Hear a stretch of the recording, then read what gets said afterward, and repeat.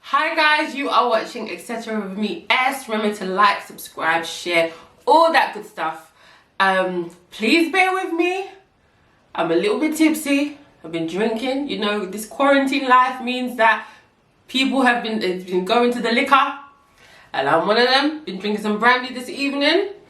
I actually recorded a review, like a full review. But then my hair was sticking out, and I just thought, no, I'm not gonna get dragged by YouTube streets, the Instagram streets, all them streets. So I thought, no, let me just do it again because it didn't take that long for me to do. So today I am reviewing season 6, episode 8 of Skinny Girl in Transit. For those who don't know, Skinny Girl in Transit, hashtag SGIT, it is a Nigerian web series, Nigerian YouTube show, which is just, it's amazing, to be honest with you. It's about a woman called Tiwa, and when we started off the season, well, not the season, sorry, the show, you know, she was a girl basically trying to lose weight, and her love life and her family, and it's basically kind of evolved into what it is today, which is an amazing show. And yeah, I'm going to review it today. A drunken me, well, not drunk, a tipsy me, a happy me. The episode starts off with Tiwa basically talking about her miscarriage on the radio, on her radio show. 10 seconds in, I was already rolling my motherfucking eyes, okay? Because Tiwa has just been a Debbie Downer this whole flipping season. And you know what? I'm not trying to say that miscarriage or losing a child, whether it, you know, it has been born or not, I am not trying to say, diminish any woman that has gone through that. I completely understand. If this was in real life, I wouldn't expect Tiwa to be over it after 3 weeks. You know, this thing takes time. However, on a show with limited episodes a season, I mean, I don't want to be hearing about this episode four episodes in, or not 4 episodes in, but like 4 episodes of her just basically shutting her husband out, shutting her family out. Like, it's not enjoyable to watch. Tiwa being upset and being dismissive towards her husband is not enjoyable to watch. I don't like it. It gets on my nerves. But obviously this episode, we kind of had a turning point. Tiwa basically kind of opened up to her listeners about what she's been going through. And I don't know, I just feel like, why don't you speak to your husband about it first? I mean, you can talk to the whole of Lagos or the whole of Nigeria that's listening to your radio show, but when it comes to your husband and telling him how you really feel in a, you know, in a constructive way, because she has told him at midday how she feels, but she's been very dismissive and very closed off.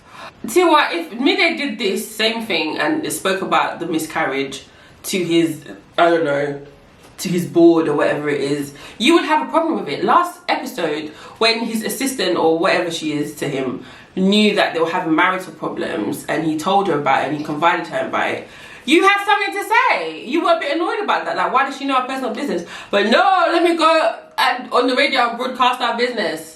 I don't know. I mean, it seemed to have helped her because by the end of the episode, she was ready to be intimate with Midday again and all that, things like that. And hopefully, you never know, at the end of the season, she might be pregnant again. And we see Mama Tiwa buying gold from this lady selling gold. Do you know what? There's always one auntie that you have every time they come to your house, bruv. They come to say, oh, I've got these new pieces. They come and bring out their collection of gold and silver that they've got from Italy, that they've got from Dubai. All this. I'm like, rest. And then she's selling it for 300,000. Now 300,000 is about £650, and that's not a lot of money to just give away for gold. And we also see Mama Tiwa and Auntie Dupe find out that AY basically gambled Wazzy's money, and he gets punished for it.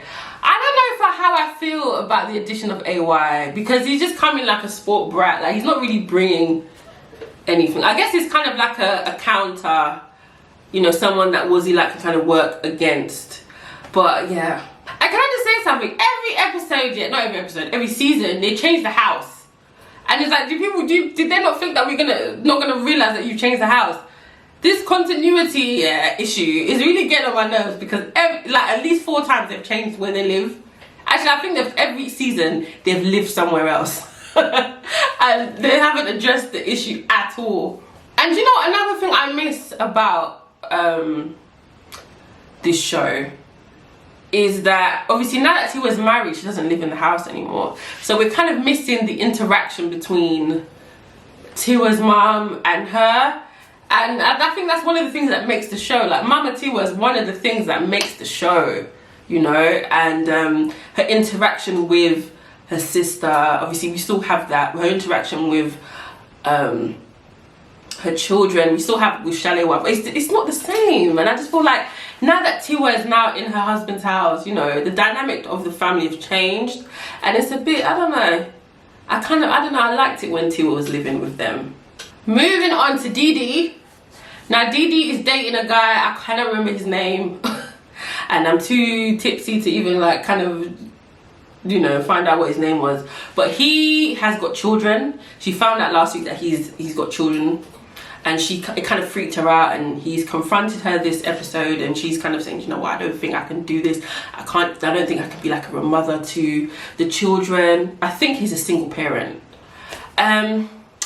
Didi, grow the fuck up, because how many 30-year-old plus men have children, you know? Like, I'm not even 30 yet, and a lot of my friends have kids. Like, it's something that you just kind of expect from an adult man, that at one point in his life he's had children, he might have been married before. I'm not saying that it's something that you should necessarily accept. If you're not comfortable, that's fair enough. But I feel like they're making Didi be a bit irrational to this guy. Like, if anything, the fact that he's a single dad is even better than having some baby mama around that's going to be giving you trouble. Yeah, I just think Didi's being a bit, she's just finding an excuse to push a good guy away. And this guy seems to really like her. He seems like a good guy. She had a good time on a date last week, and the fact that he's got children is what's scaring her away. And last but not least, we get to Shalewa. Shalewa is talking to her girl, and she's telling her about her date with Kwame. Can I just say, Kwame is fine. Oh, Kwame is fine. I don't know what it's about Ghanaian guys lately, but they've just been doing something to me. Kwame is fine. And she's basically discussing with her friend, and I think her friend said something about, you know, is it a bit too early to be dating, you know, with this Mohammed, you know, you just broke up with Mohammed. I'm sorry, but if dating someone new or meeting new people is what's going to help Shalewa get over Mohammed, then by all means go ahead and date. She works with Mohammed, she sees him all the time, and it just reminds her of the betrayal. And you know, let me just say something about Mohammed, yeah? I feel like Mohammed has cheated on me. Mohammed has cheated on me. I was so here for Mohammed. He was such a good guy. He really grounded Shalewa. Like, you know, Shalewa, you know, with the thing with Uncle Maxwell and all that stuff, and she finds someone that just didn't accept her nonsense, basically, and really grounded her, and it made her act like an adult. You know, she was in an adult relationship, and then he just goes and fucks Farida. This is what I mean, yeah. Man, oh gosh, I understand where she's coming from. It's not easy to be betrayed like that. I think she even said in the episode, you know, it's like a mountain of obstacles surrounded by infidelity or something like that, you know, with the issues with his family not accepting her because she's not from, I think, Hausa, and the fact that he's cheated, and Farida, you know, it's just so Shalewa goes to see Kwame, and she kind of tells him, listen, before I met Mohammed, I was out here, basically out in these streets. I mean, she didn't say that she was out here giving her coochie out to people in Lagos, but let's just be real, that's probably what she was doing. And she was dating this guy, that guy. I mean, obviously she dated Uncle Maxwell, that was married.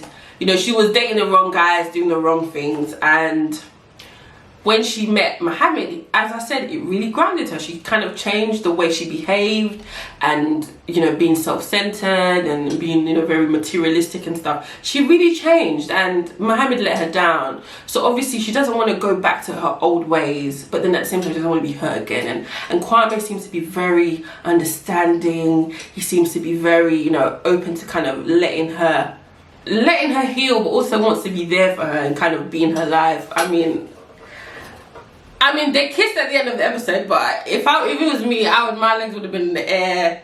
Let me stop. Oh my god, let me stop. But yeah, guys, that was the review for the episode.